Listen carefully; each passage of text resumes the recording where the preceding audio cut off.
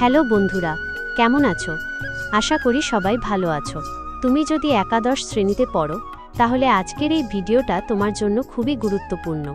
সবার আগে আমার পরিচয়টা দিয়ে নিই। আমি আর কে সোনি চ্যানেলের একজন মেম্বার। তুমি চাইলে ইউটিউবে সার্চ করে দেখতে পারো এবং সাবস্ক্রাইব করে দিও। যাই হোক, এটা আমার প্রথম ভিডিও। কথায় আছে না, যে কোনো কাজের মহরত করলে নাকি ভালো হয়। আমার চ্যানেলের মহরত করো। তুমি প্রথমে লাইক করে তারপর সাবস্ক্রাইব বাটনে টাচ করো। আর হ্যাঁ, অল করে রাখো যাতে তুমি চাওয়ার আগেই আমি তোমাকে তোমার দরকারি তথ্যগুলো দিতে পারি। তো আজ আমরা শুরু করব ইংরেজি বিষয়ের দ্য এলিং প্ল্যানেট। দ্য এলিং প্ল্যানেট অংশটি আমি একদম সহজ করে লাইন অনুযায়ী বুঝিয়ে দেব, তাই কোনো রকম এড়িয়ে না গিয়ে ভিডিওটি পুরো দেখুন। তো চলো বেশি বকবক না করে শুরু করা যাক।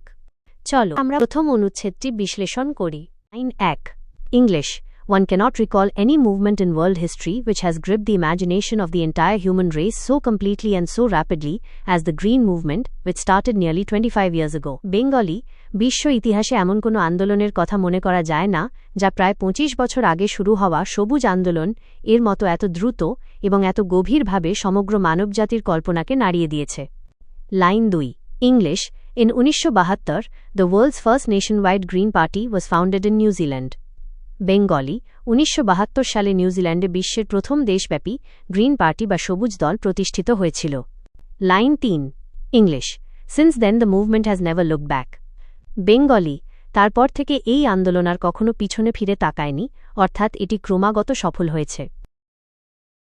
চলো তাহলে আমরা পরের অনুচ্ছেদে নেক্সট প্যারাগ্রাফ চলে যাই। আমি ATKO তোমার জন্য আগের মতো লাইন বাই লাইন ইংরেজি এবং বাংলায় ভেঙে দিচ্ছি। The Ailing Planet, second paragraph.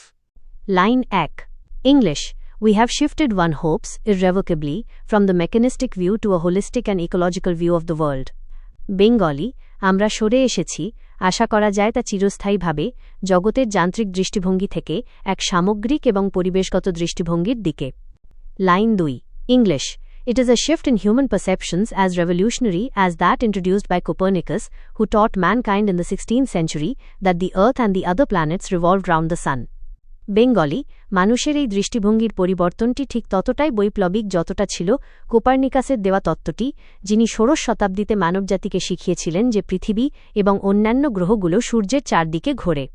Line 3, English. For the first time in human history, there is a growing worldwide consciousness that the Earth itself is a living organism, an enormous being of which we are parts. Bengali. মানব ইতিহাসে এই প্রথমবার বিশ্বব্যাপী এমন একটি সচেতনতা বাড়ছে যে পৃথিবী নিজেই একটি জীবন্ত সত্তা, একটি বিশাল অস্তিত্ব যার অংশ হলাম আমরা। Line 4, English. It has its own metabolic needs and vital processes which need to be respected and preserved. Bengali. এর নিজস্ব বিপাকীয় চাহিদা, মেটাবলিক নিডস এবং অত্যাবশ্যকীয় প্রক্রিয়া রয়েছে যা সম্মান করা এবং সংরক্ষণ করা প্রয়োজন। এখানে লেখক পৃথিবীকে একটি লিভিং অর্গানিজম বা জীবন্ত প্রাণীর সাথে তুলনা করেছেন। চলো আমরা পরবর্তী অনুচ্ছেদে থার্ড প্যারাগ্রাফ যাই।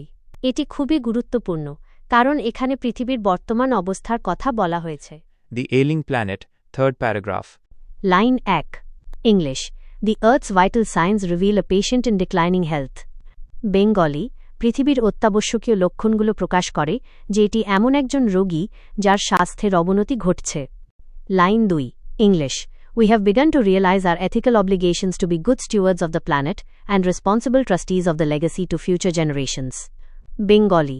আমরা আমাদের নৈতিক বাধ্যবাধকতাগুলো উপলব্ধি করতে শুরু করেছি যে আমাদের এই গ্রহের সুশৃঙ্খল রক্ষক হতে হবে এবং ভবিষ্যৎ প্রজন্মের জন্য এই উত্তরাধিকারের দায়িত্বশীল ট্রাস্টি জিম্মাদার হতে হবে। এখানে লেখক আমাদের স্টিওয়ার্ডস, রক্ষক এবং ট্রাস্টিজ, জিম্মাদার বলেছেন।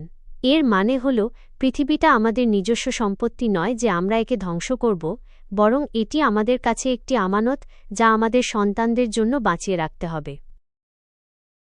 চলো তাহলে আমরা পরের অনুচ্ছেদে সাস্টেনেবল ডেভেলপমেন্ট চলে যাই। এই অংশটি আমাদের শেখায় কিভাবে আমরা পৃথিবীর ক্ষতি না করে উন্নতি করতে পারি। The Ailing Planet, fourth paragraph. Line 1, English. In 1987, the World Commission on Environment and Development popularized the concept of sustainable development. Bengali. 1987 সালে world commission on environment and development, বিশ্ব পরিবেশ ও উন্নয়ন কমিশন টেক্সি উন্নয়নের ধারণাটিকে জনপ্রিয় করে তোলে। Line 2 English It defined the idea as development that meets the needs of the present without compromising the ability of future generations to meet their needs. Bengali তারা এই ধারণাটিকে সংজ্ঞায়িত করেছে এভাবে, এমন উন্নয়ন যা বর্তমানের চাহিদা পূরণ করে কিন্তু ভবিষ্যৎ প্রজন্মের নিজস্ব চাহিদা পূরণের ক্ষমতাকে ব্যাহত করে না। Line 3 English i.e. without stripping the natural world of resources future generations would need. Bengali অর্থাৎ প্রাকৃতিক বিশ্বকে এমন সব সম্পদ থেকে বঞ্চিত না করে যা ভবিষ্যৎ প্রজন্মের প্রয়োজন হবে। এখানে সাস্টেইনেবল ডেভেলপমেন্ট বা টেকসই উন্নয়ন বলতে বোঝানো হয়েছে যে আমরা গাছ কাটব বা কয়লা ব্যবহার করব ঠিকই, কিন্তু সেটা এমনভাবে যাতে আমাদের পরের প্রজন্ম, যেমন তোমার নাতি নাতনিরা, বিপদে না পড়ে। চলো এবার আমরা পাঠ্য বইয়ের পরবর্তী অংশে 5th প্যারাগ্রাফ যাই। এই অংশটি একটি বিখ্যাত উক্তি নিয়ে যা আমাদের চিন্তাধারা বদলে দেয়। The Ailing Planet, 5th paragraph. Line 1 English In the zoo at Lusaka, Zambia, there is a cage where the notice reads, "The world's most dangerous animal." Bengali জাম্বিয়ার লুসাকা শহরের একটি চিড়িয়াখানায় এমন একটি খাঁচা আছে যার ওপর একটি নোটিশ লেখা আছে, বিশ্বের সবচেয়ে বিপজ্জনক প্রাণী। Line 2 English Inside the cage there is no animal but a mirror where you see yourself. Bengali খাঁচার ভেতরে কোনো প্রাণী নেই, বরং আছে একটি আয়না যেখানে আপনি নিজেকেই দেখতে পাবেন। Line 3 English Thanks to the efforts of a number of agencies in different countries, a new awareness has now dawned upon the most dangerous animal in the world. Bengali বিভিন্ন দেশের বেশ কিছু সংস্থার প্রচেষ্টায় বিশ্বের এই সবচেয়ে বিপজ্জনক প্রাণীটির মানুষের মধ্যে এখন এক নতুন সচেতনতার উদয় হয়েছে। Line 4 English He has realized the wisdom of shifting from a system based on domination to one based on partnership. Bengali সে মানুষ উপলব্ধি করতে পেরেছে যে আধিপত্য বিস্তারের পরিবর্তে অংশীদারিত্বের ওপর ভিত্তি করে চলাটাই বুদ্ধিমানের কাজ। এখানে লেখক মানুষকে the world's most dangerous animal বলেছেন। চলো আমরা এবার পরবর্তী অংশে 6th প্যারাগ্রাফ যাই। এখানে আমরা দেখব বিজ্ঞানী ও গবেষকরা পৃথিবীর সম্পদ নিয়ে কী বলছেন। The Ailing Planet, 6th paragraph. Line 1 English Scientists have catalogued about 1.4 living species with which mankind shares the earth. Bengali বিজ্ঞানীরা প্রায় 1.4 মিলিয়ন 14 লক্ষ জীবন্ত প্রজাতির তালিকা তৈরি করেছেন যাদের সাথে মানবজাতি এই পৃথিবীতে বসবাস করে। Line 2 English Estimates vary widely as regards the still uncatalogued living species. Bengali যে প্রজাতিগুলোর তালিকা এখনও তৈরি করা সম্ভব হয়নি সেগুলোর সংখ্যা নিয়ে অনুমানের অনেক পার্থক্য রয়েছে। Line 3 English Biologists reckon that about 3 to 100 million other living species still languish unnamed in ignominious darkness. Bengali জীববিজ্ঞানীদের মতে প্রায় 3 থেকে 100 মিলিয়ন 10 কোটি অন্যান্য জীবন্ত প্রজাতি এখনও নামহীন অবস্থায় এক অসম্মানজনক অন্ধকারে পড়ে আছে, অর্থাৎ তাদের সম্পর্কে আমরা এখনও কিছুই জানি না। ভাবো একবার, আমরা মাত্র 14 লক্ষ প্রজাতির নাম জানি, কিন্তু বিজ্ঞানীদের মতে আরও কোটি কোটি প্রজাতি আছে যাদের আমরা চিনিই না। চলো এবার আমরা পরের অনুচ্ছেদে 7th প্যারাগ্রাফ যাই। এই অংশটি আমাদের পরিবেশের 4টি প্রধান ভিত্তি নিয়ে আলোচনা করে।